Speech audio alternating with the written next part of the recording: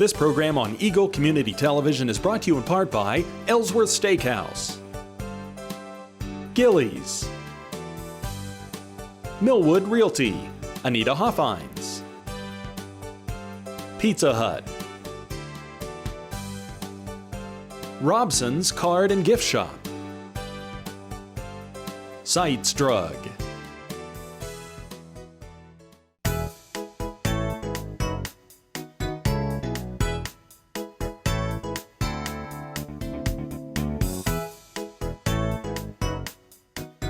Hi, this is Carol Crosser with the Ellsworth-Kannapolis Area Chamber of Commerce, and we are here with our Ellsworth Did You Know? And we're going to learn about Kirkham, Michael and Associates today. And today I'm here with John Hobbywalks. Did I say it right? Sounds good. Okay. And we're going to talk about what they do. Tell us a little bit about Kirkham, Michael, and how the business, when it got started, how long you've been in business. Sure. Kirkham Michael's been in business as a company for nearly 70 years. We were first born in Omaha, Nebraska, and have spread through the Midwestern United States region.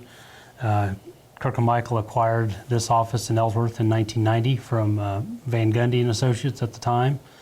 So this year is our 25th year in Ellsworth, and we're very happy to be able to say that we've been here for such a long time and been able to grow and flourish over that period of time. Background of Kirkham Michael, essentially we're a civil engineering consulting firm. Our primary focus is on transportation, but we also do a broad depth of civil engineering work as far as water and sewer treatment plants, water and sewer collection and distribution systems, along with the transportation design of roads and bridges, airports. And we really are able to handle a project from beginning to finish for our clients, starting with surveying, to establish the existing topography of the land, existing features that are going to be impacted by our project. So we have a full crew of surveyors on staff that go out in the field and do the field data collection. And we put together design plans in our office, take it to the client and put them out for bids to be constructed. And then we also provide construction administration in the field where we're observing the contractor's work for quality and progress and documenting the progress of the project as it's being constructed.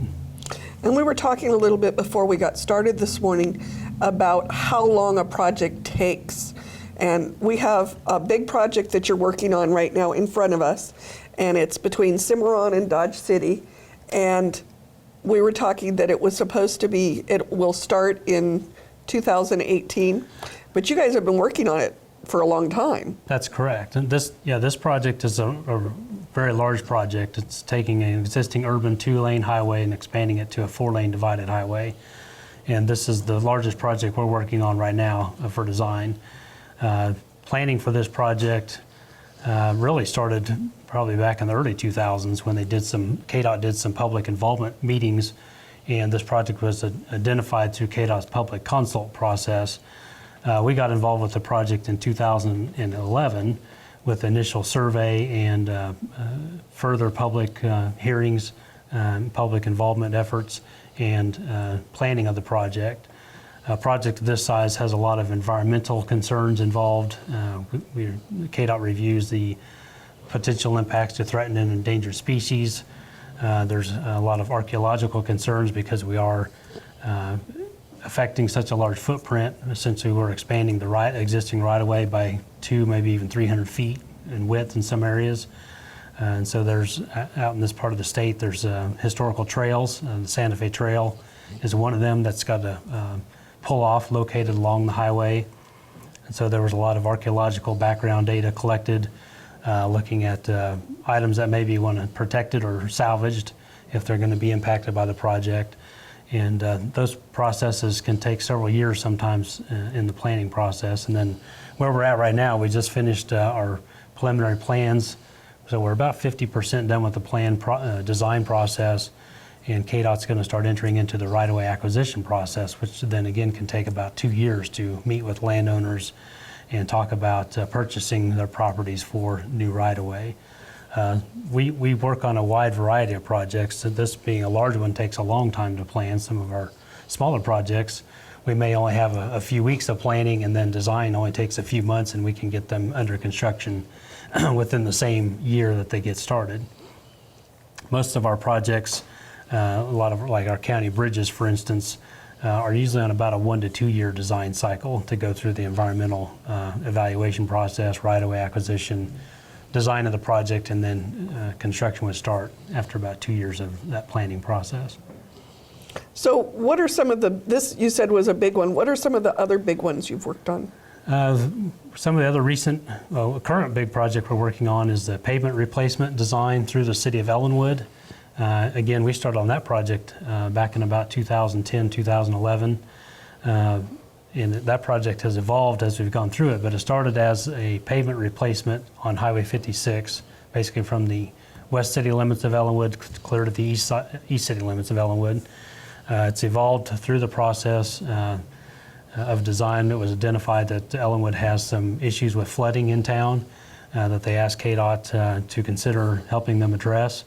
And so the design evolved into improving their storm sewer drainage system, as well as adding a stormwater detention storage facility. That project right now, we're just working on the final plans, and is projected to go to bids for construction in early 2016. It's about a $9 million construction cost estimate. This Highway 50 project, currently the estimate of construction is about $33 million. So quite a bit of money involved. Some of our smaller projects construction-wise, may only be in the tens of thousands of dollars. So we cover a very wide variety of issues. And we have one coming up here in Ellsworth that you've been working on. That's right. We've been working on designing the pavement replacement for Main Street, just south of our office here, a couple of blocks. It runs along the north side of the railroad tracks. That project was expected to only take about a year or so for design, but we ran into some conflicts with the railroad right away, and if anybody's dealt with the railroad, it just takes time to work out negotiations with those folks, and that took about 3 years to get through the right-of-way negotiation with the railroad. The city got that completed probably late 2014. We finished the design plans, recently opened bids, and construction is slated to start on that project in September of this year. And that's about a $1 million construction project. And how long will that take to finish? We're expecting about 3 months from time they start construction to get it done. So about the end of this year should be ready to drive. And how will that change the way the road works? Well, right, the biggest change is that we're going to take out the overland flow. They're kind of what we call valley gutters, where the water comes down from the north, flows basically across the roadway, so people have to drive through the flowing water in a rainstorm.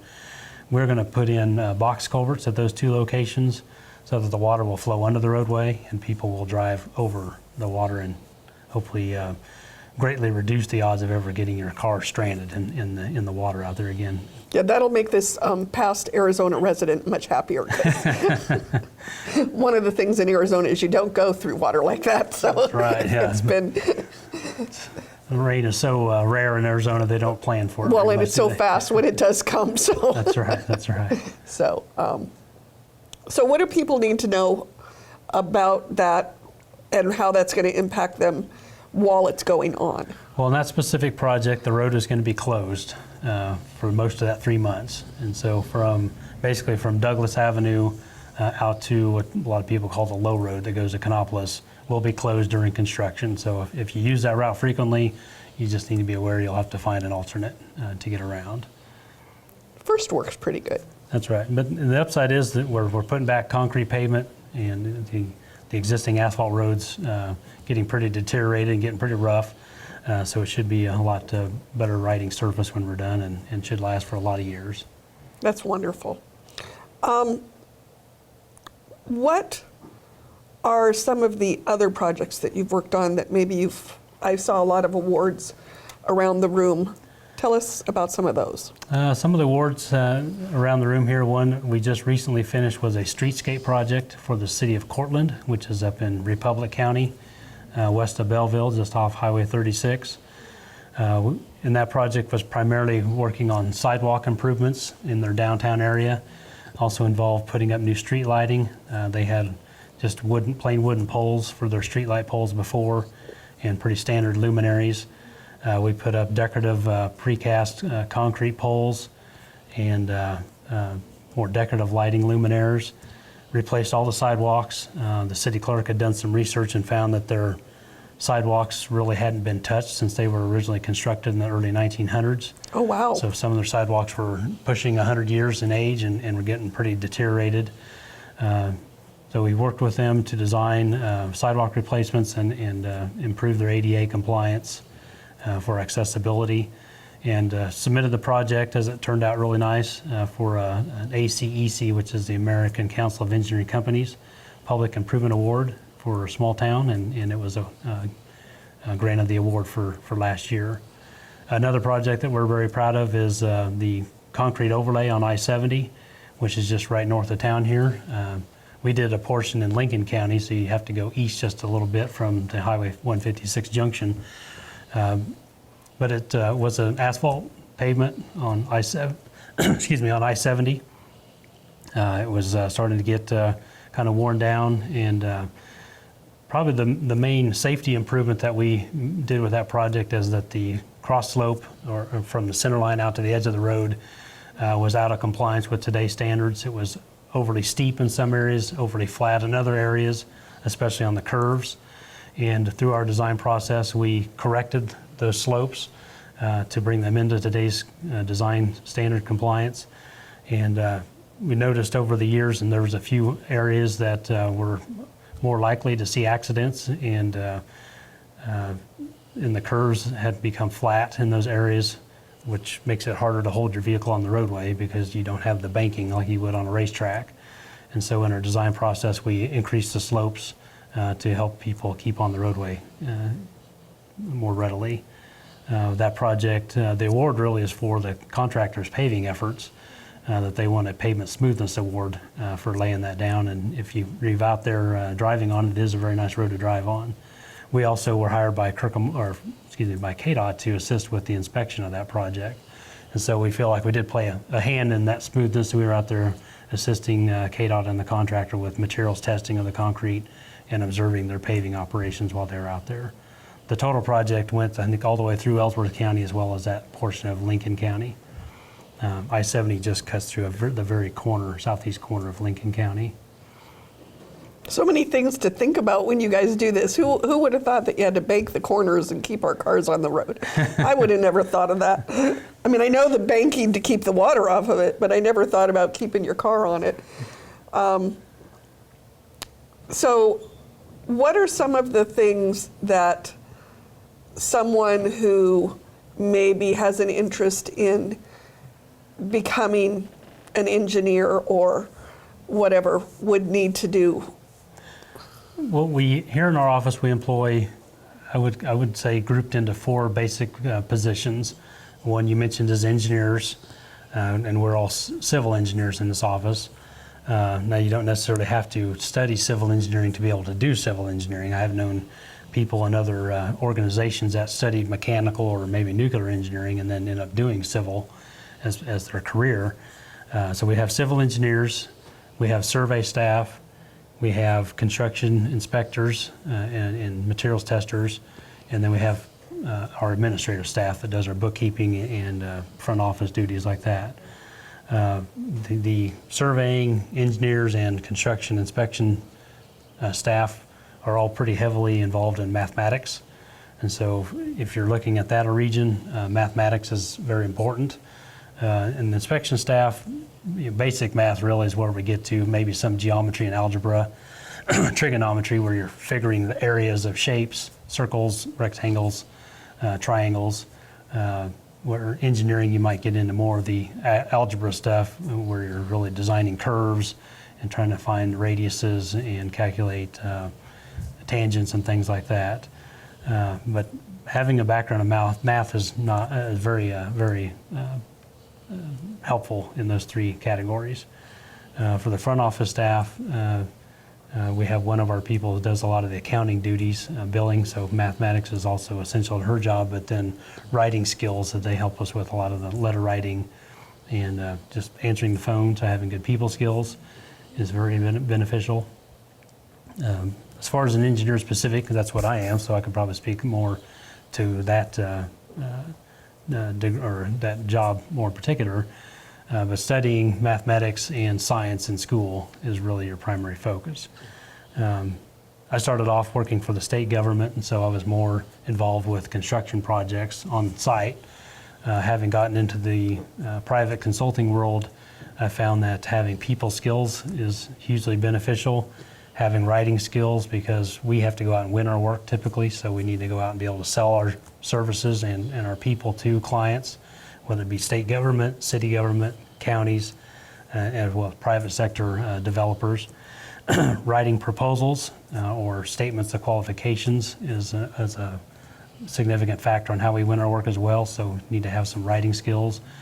And then our staff, our administrative staff, we've had them work on and get trained in doing picture modifications and I'm trying to think of putting together booklets.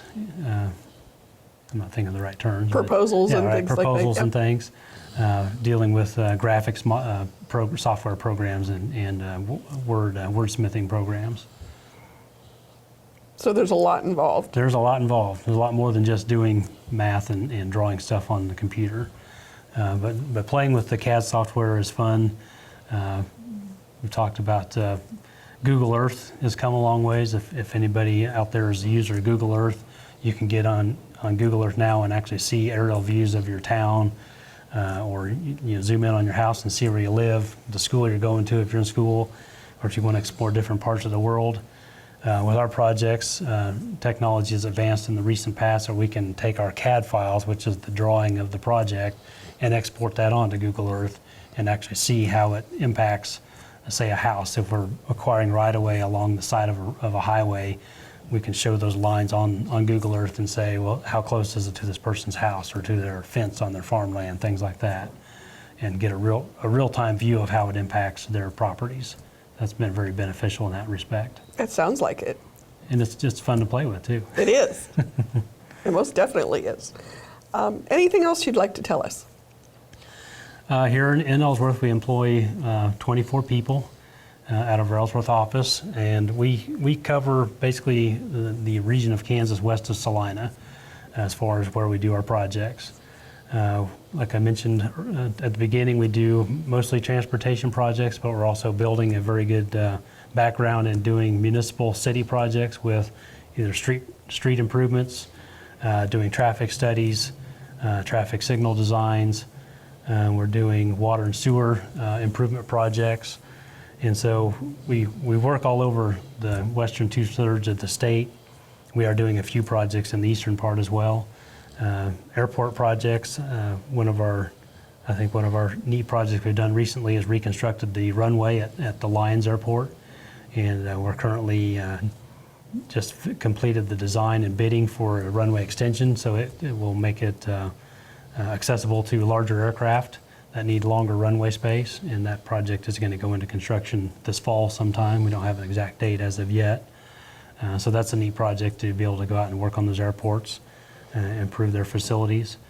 We're working on some land development projects, like here in Ellsworth, under construction right now is improvements to the junior-senior high school. And we work with the architecture firm and did the civil design for the sidewalk improvements to the front entryway of that building. Did the grading, dirt design for the new tennis courts that are going there by just east of the football field, and also did the grading and dirt design for the Silverwood Wing addition on the north side of the school. We do a lot of county bridge work. There's probably a lot of bridges here in Ellsworth County that you would drive on that our company has designed. Most recently is on the Low Road to Canopolis. A lot of people probably were aware that road's been closed for several months this summer, spring and summer. We did the design and construction administration of that project. We've done several bridges, more on the off-beaten path, probably in Ellsworth County, on some of the gravel roads. But we have a lot of bridges that are in design right now, ranging from Cowley County in south central Kansas, Barber County, Rice County right now, clear up north to Republic County. We're designing a large, about a 400-foot-long steel beam bridge over the Republican River. Oh, wow. Supposed to go to bids this fall. Yeah, it's a very nice project. Do a lot of bridges for Kingman and Pratt County. as well as out west, we've done bridges and road projects clear out to the Colorado state line. So we cover a pretty broad area and do a lot of projects. I don't think we would have known all that had we not done this interview. Well, thank you very much. Thank you, Carol. It's nice having you. This has been Carol Kratzer with the Ellsworth-Kanopolis Area Chamber of Commerce. And did you know about Kirkham, Michael and Associates?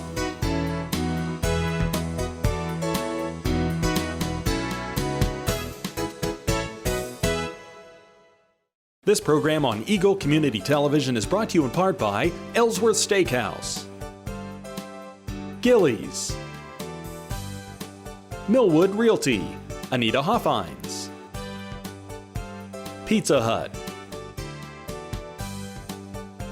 Robson's Card and Gift Shop, Sites Drug,